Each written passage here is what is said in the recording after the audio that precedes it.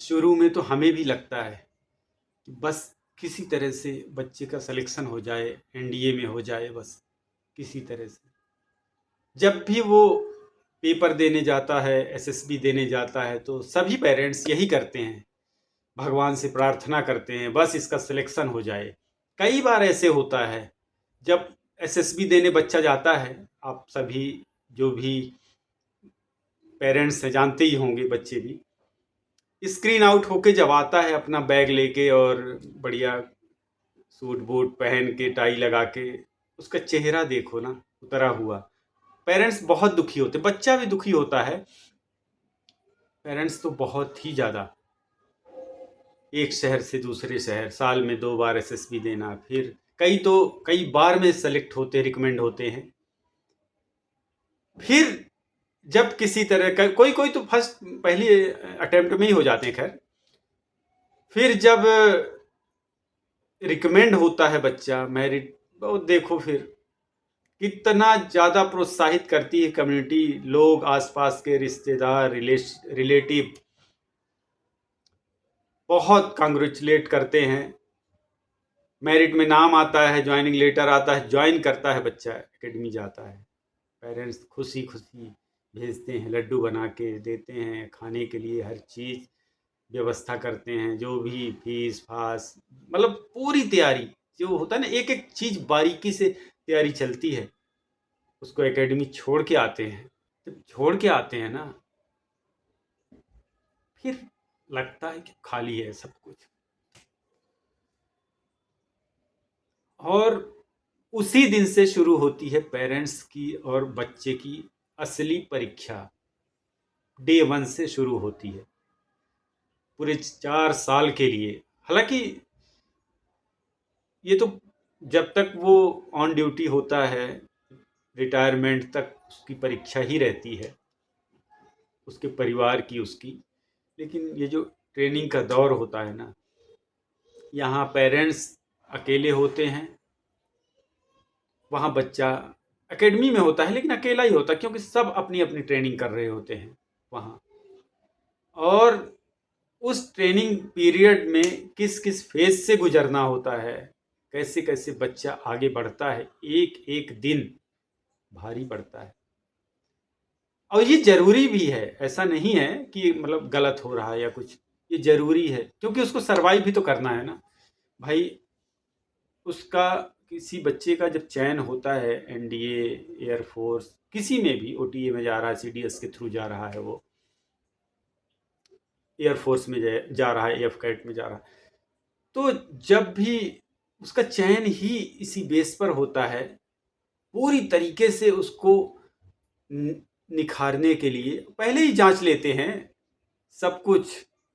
SSB 5 day की SSB इसीलिए तो होती है, किस लेवल तक जा सकता है ये बच्चा, वो सब उनका चयन करने का तरीका ही कुछ अलग है भाई। आज तक कोई कितना भी बोलता रहे, एकेडमी चला रहे हैं लोग, खूब बोलते हैं कि जी हम ट्रेनिंग देते हैं और तैयार करते हैं बच्चों को एसएसबी के लिए, लेकिन आज तक किसी के समझ में ये नहीं आया कि कैसे सिलेक्शन हो रहा है, रिकमेंड कैसे हो रहा है बच्चा, स्क्रीन इन कैसे हो रहा है।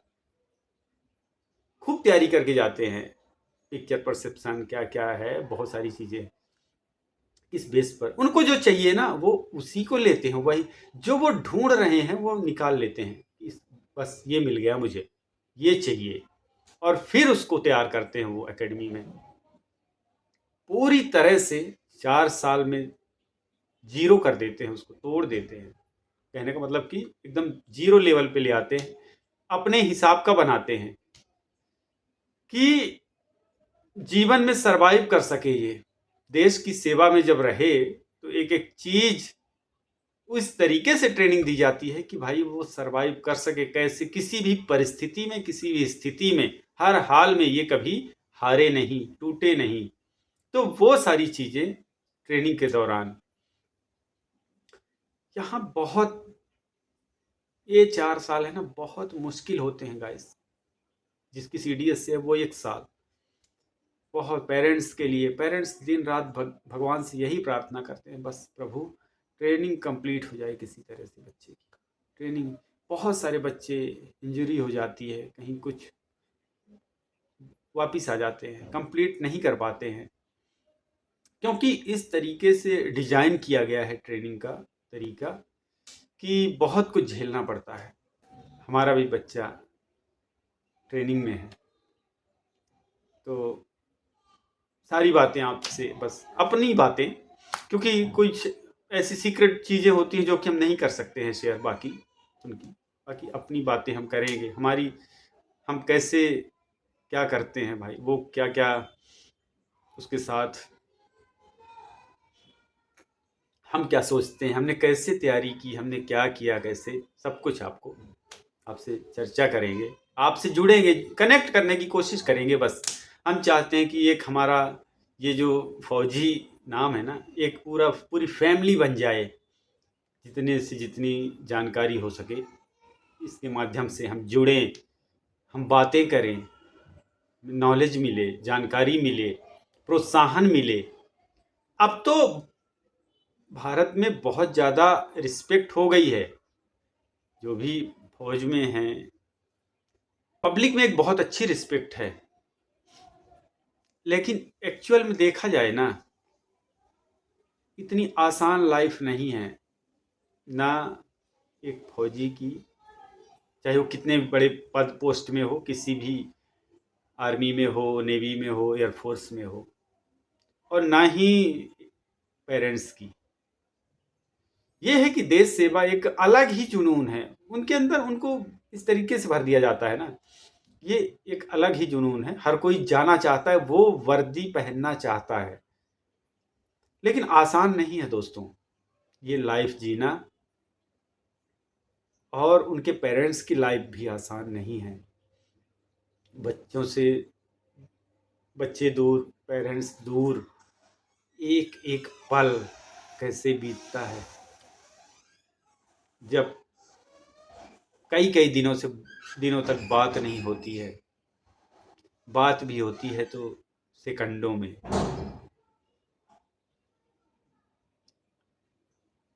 फिर ज़्यादा कुछ तो नहीं बताते, लेकिन बहुत पूछने के बाद थोड़ा बहुत दुख तकलीफ अगर शेयर किया, क्योंकि आजकल सोशल मीडिया का ज़माना है, सब कुछ पता चलता है, कैसे कैसे ट्रेनिंग होती है, क्या होता है, कैसे होता है, पहले से ही आइडिया रहता है।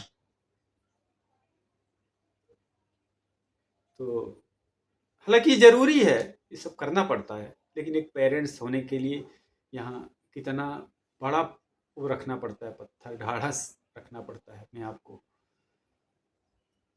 बस दिन रात यही कि बस अच्छे से हो जाए ट्रेनिंग, यही प्रार्थना करते हैं। पहले है कि इतनी पूजा पाठ मन्नतें कि किसी तरह सिलेक्शन हो जाए, तो फिर ट्रेनिंग किसी तरह हो जाए। ट्रेनिंग के बाद लगता है जहाँ वो पोस्टेड हो, तो पोस्टिंग जहाँ होती है, एक एक दिन गुजारना कि बस इस जगह से अच्छी जगह आ जाए, ये जगह निकल। तो जो लोग भी भारत की सेवा में है ना, भारतीय सेना में हैं, बहुत बड़ा कलेजा चाहिए दोस्तों उनके पेरेंट्स के लिए। वो सिर्फ देश की सोचते हैं।